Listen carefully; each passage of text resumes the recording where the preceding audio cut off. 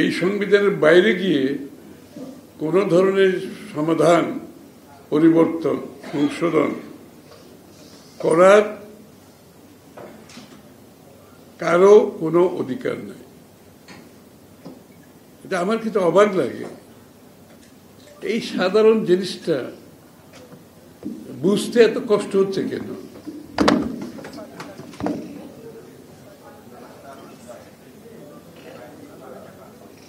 এবং এই কথাটা আইনের দিক থেকে, সংবিধানের দিক থেকে, নৈতিকতার দিক থেকে, গণতান্ত্রিক স্পিরিটের দিক থেকে এর কোনো ব্যতিক্রম হওয়ার কোনো সুযোগ নেই। এইসব জেনে শুনেও কেন সংবিধান পরিবর্তনের নতুন নতুন ফর্মুলা আমাদেরকে শুনতে হচ্ছে প্রত্যেক দিন? বলতে গেলে যে গণভোটের বিষয়টা আছে, ডক্টর কামাল হোসেন সাহেব এখানে আছেন, সংবিধানের প্রণেতা, নিজের এক্সপার্ট সংবিধানের। এই যে গণভোটের বিষয়টা যে সামনে নিয়ে আসছে,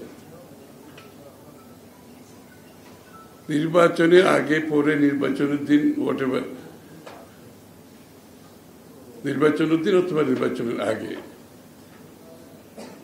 গণভোটের যে বিষয়টা আসছে, এই বিষয়টা বর্তমান সাংবিধানিক কাঠামোর মধ্যে কিভাবে আসতে পারে, এটা তো একটা আলোচনার বিষয়।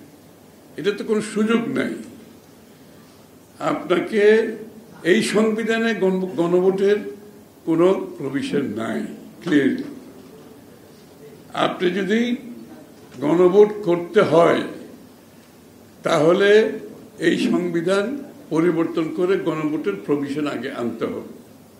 বিএনপি পক্ষ থেকে আমরা অনেক সময় দেশে একটা সহনশীলতা, যে রাজনৈতিক ঐক্য, এমন একটা প্রেক্ষাপটে হয়তো মনে করে এই গণভোটের পক্ষে মত দিয়েছেন, তাও নির্বাচনের দিন।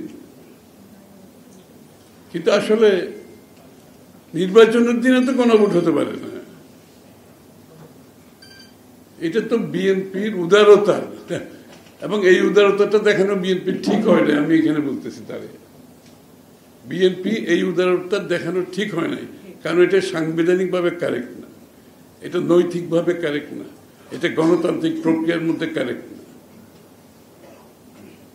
যে উদারতা দেখিয়েছে, এইটার জন্য আজকে যে সমস্যা আমরা ফেস করতেছি, এখন উদারতা দেখাতে গিয়ে, একটা জাতীয় ঐক্যের প্রতি সমর্থন দিতে গিয়ে, এইটার কারণে এখন আরো বেশি সমস্যার সৃষ্টি হচ্ছে। এখন বলছে নির্বাচনের আগে হতে হবে, নির্বাচনের দিনও মানতে রাজি নেই। যেটা গণভোট হওয়ারই কথা না, সেটা এখন তার আগে করতে চায়, নির্বাচনের আগে করতে চায়। তাহলে এই গণভোটটা কি জন্য? এই গণভোটের পিছনে চিন্তাটা কি?